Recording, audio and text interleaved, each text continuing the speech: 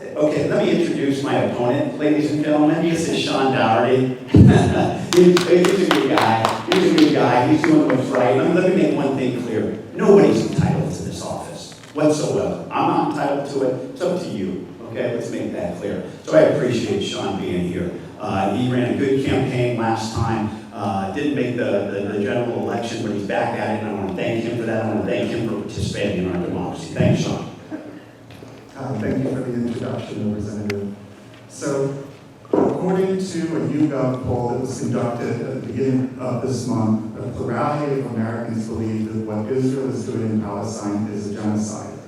And given the makeup of Congressional District 19, I think it's safe to guess that a majority of your constituents believe it's a genocide.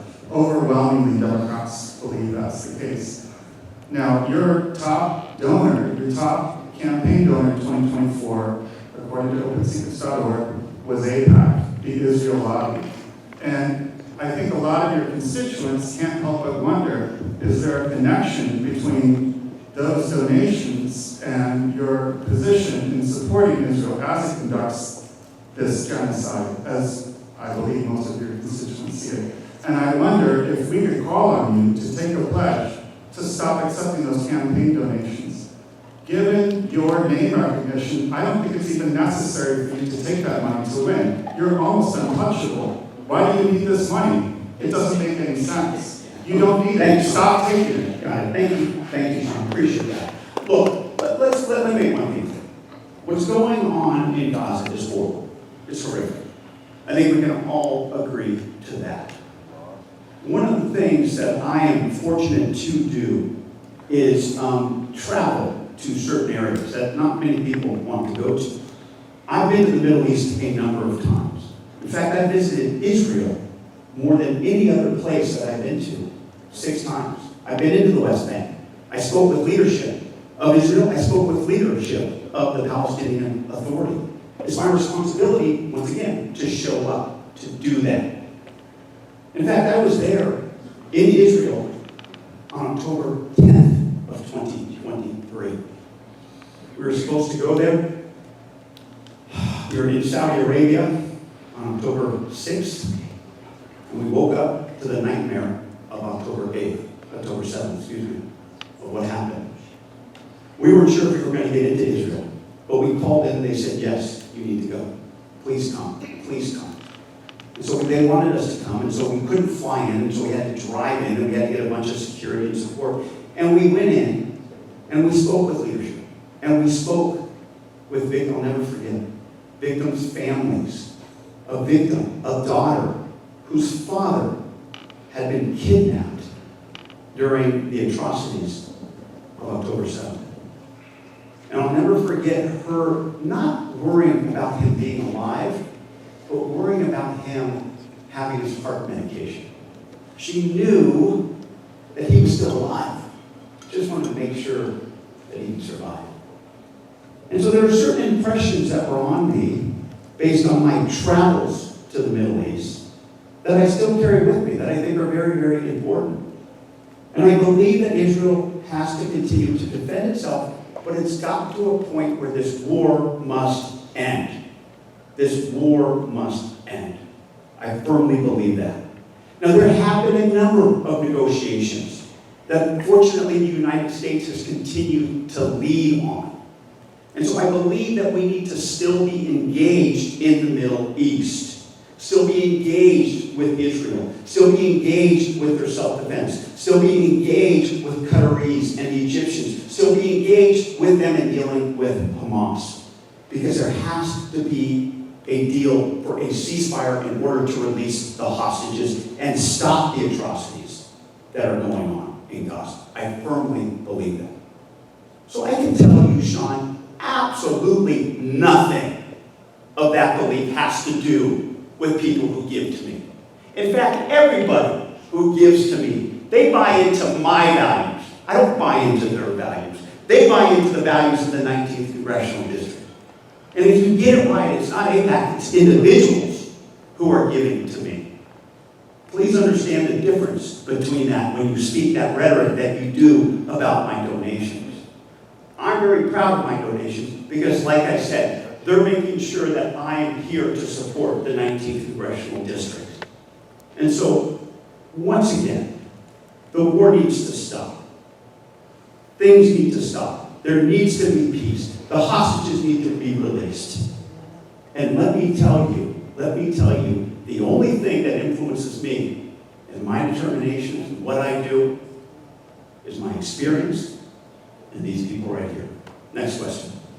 Okay, hi, I'm a resident here in your district, not a campaign. I'm not running for office, I may never. But I also am very concerned about this war in Gaza and Israel's reaction. I understand for decades the U.S. has been the staunch supporter of Israel. Israel has a right to defend itself, but do the Palestinians have a right to defend themselves? If you met with the grieving families, the fact is, 61,000 Gazans have been killed. The entire 92% of their housing has been destroyed in Gaza. The entire 2 million plus people, 92% of their housing is destroyed. That's not an accident. It also is well documented that the strategy of Israel to starve the Gazans, it's well documented, and all you have to just go out and Google and look for it, okay? Benjamin Netanyahu has not kept it a secret. It's a deliberate strategy to get rid of the Palestinians. By almost any definition, that's genocide. And, I lose sleep over the fact that my tax dollars, thanks to you, continuing to spend, and ship arms to Israel to cover 70% of the cost of this war has been paid by you guys. 70% of the destruction of Gaza and the lives lost. And if we want the war to end, we have to stop shipping the weapons to Israel. Just yesterday, Israel targeted some journalists. Of course, we don't hear much news, of the people in Gaza because Israel doesn't allow international journalists there. But the local journalists have been targeted. More have been killed. Yes. Okay. So what I'm trying to say is just last night they murdered journalists that were getting the word out about what's going on. And now the public is understanding that this is not just Israel defending itself. They're trying to drive people out. It's genocide. And the only way to stop the war is to cut the weapons off to them. So are you willing to cut the weapons off to them? Are you going to stop sending them money?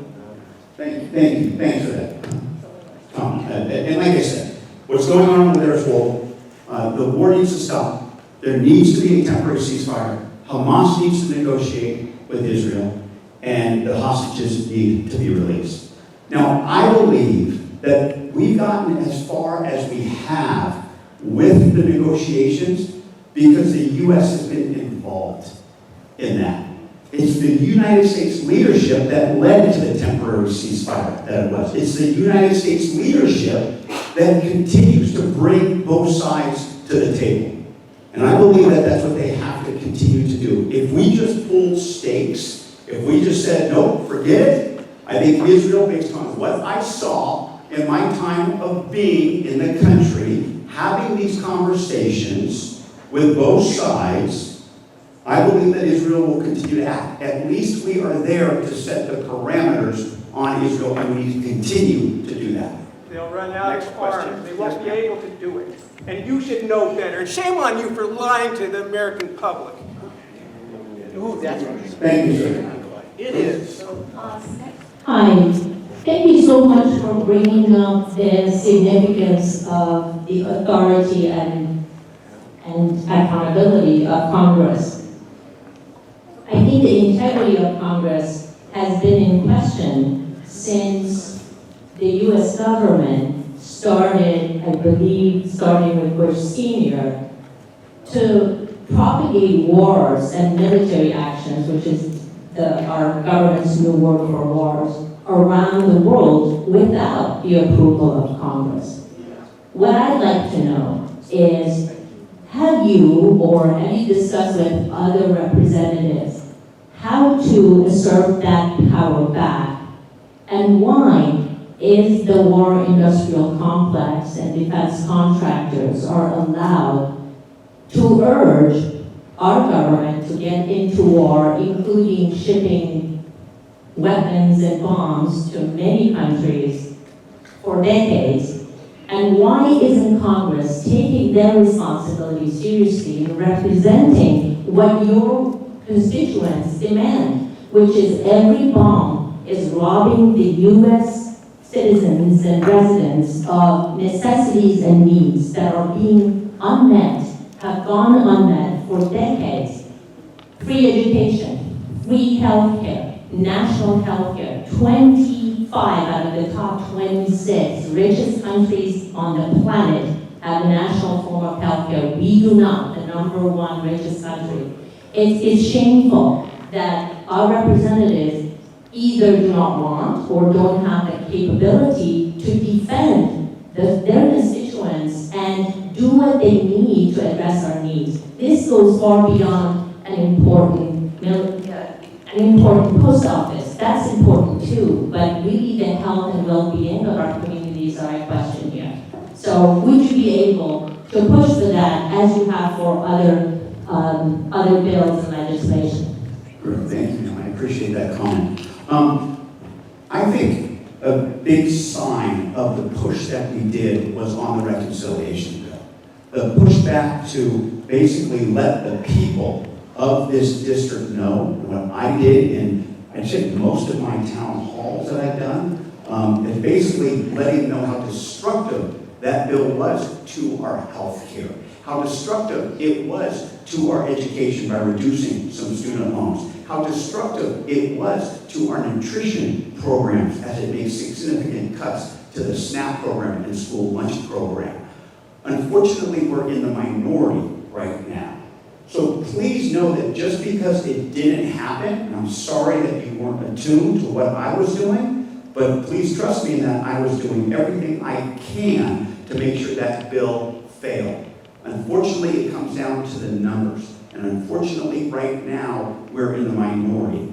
That's why 2026, I believe, is very, very important for people to vote in. I have to be careful because this is in an official format. To vote in to ensure that there are members of Congress, there is a majority that's willing to not just push back, but actually pass meaningful legislation to show our authority.